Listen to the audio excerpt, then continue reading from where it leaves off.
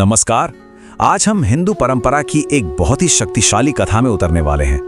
एक ऐसी कहानी जो एक पवित्र महीने के रहस्यों को खोलती है। ये श्रद्धा, भक्ति और आखिर में मुक्ति की एक असाधारण कहानी है। इस पूरी कहानी की नींव इसी एक गहरे विश्वास में छिपी है। शास्त्रों का मानना है कि माघ के महीने में किया गया स्नान, दान और जप इंसान के जन्मों जन्मों के पाप मिटाने की ताकत रखता है। तो सवाल ये है कि आखिर ये माघ मास है क्या? सोचिए, एक ऐसा समय जब कुदरत और आध्यात्मिकता एक हो जाते हैं, जब नदियों का पानी अमृत जैसा पवित्र माना जाता है और जब ऐसा विश्वास है कि धरती पर धर्म और मोक्ष खुद उतर आते हैं।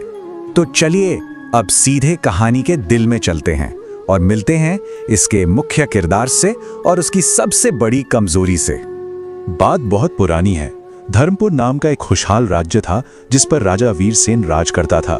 वो बहुत शक्तिशाली और अमीर तो था, लेकिन उसके अंदर एक गहरा अंधेरा था और वो था उसका घमंड। वो साधु संतों का मजाक उड़ाता था और धर्म को सिर्फ एक दिखावा मानता था। और राजा का ये घमंड उसकी बातों में साफ झलकता था। एक बार जब एक ब्राह्मण ने उसे माघ महीने में गंगा स्नान की सलाह दी, तो जानते हैं उसने क्या कहा? उसने हंसते हुए कहा, अगर गंगा में डुबकी लगाने से पाप धुल जाते तो मछलियां तो कब की मोक्ष पा लेती। और ये सुनकर पूरा दरबार ठहाके लगाकर हंस पड़ा। लेकिन कहते हैं ना, किस्मत को अहंकार पसंद नहीं आता और पवित्र परंपराओं के इस अपमान का नतीजा बहुत भयानक और बहुत जल्दी सामने आया। राजा के उस तिरस्कार के बाद राज्य पर मानो मुसीबतों का पहाड़ टूट पड़ा।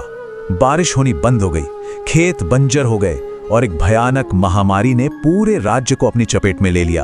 और राजा के लिए सबसे बड़ा सदमा तब था जब उसका इकलौता बेटा एक ऐसी बीमारी का शिकार हो गया जिसका कोई इलाज नहीं था। जब राजा पूरी तरह टूट चुका था, हर उम्मीद खत्म हो चुकी थी, तब एक रात उसे एक सपना आया। उसने सपने में देखा कि साक्षात गंगा मां उसके सामने खड़ी हैं और उनका रूप क्रोध से भरा हुआ था। उनकी आवाज में एक चेतावनी थी, जब तक वो अपने पापों का प्रायश्चित नहीं करेगा, ये तबाही नहीं रुकेगी। इस चेतावनी ने राजा को अंदर तक हिलाकर रख दिया और यहीं से शुरू हुई उसकी असली यात्रा, पश्चाताप और ज्ञान की यात्रा।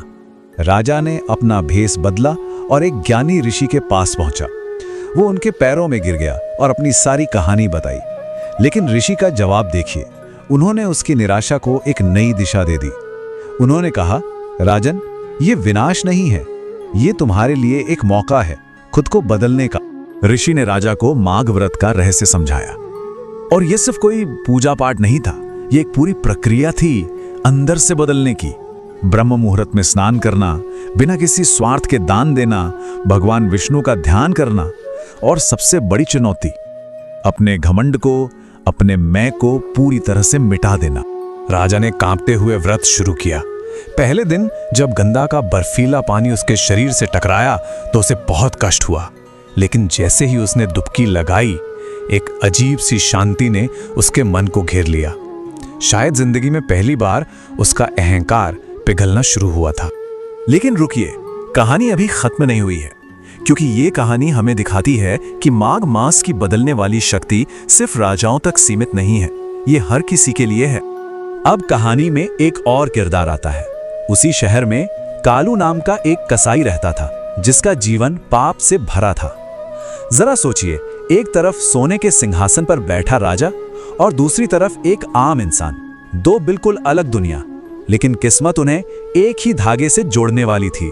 और यही तो इस कहानी का सबसे गहरा संदेश है कि माघ मास की कृपा ये नहीं देखती कि कोई राजा है या रंग, पुण्य करने वाला है या पाप। वो तो हर उस इंसान के लिए है जो बदलना चाहता है। पर सवाल ये उठता है कि उस कसाई का उद्धार कैसे हुआ?